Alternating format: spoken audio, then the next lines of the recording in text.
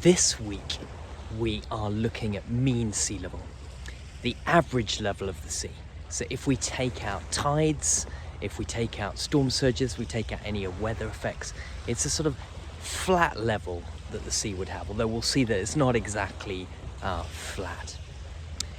In session 1, we're going to be looking at changes in mean sea level that occur every year.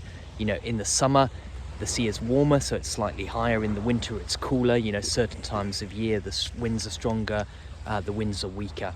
So sea level changes, the average level of the sea changes every year, but it also changes, within the year, but it also changes every year. Some years sea levels are higher, some years sea levels are lower. You know, winds might be stronger some years, winds might be stronger other years.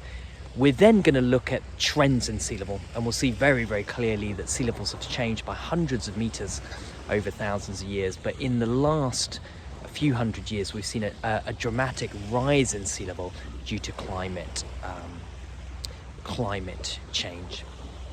And then finally in that session, we'll look at the budget of the sea level. What causes sea levels to rise?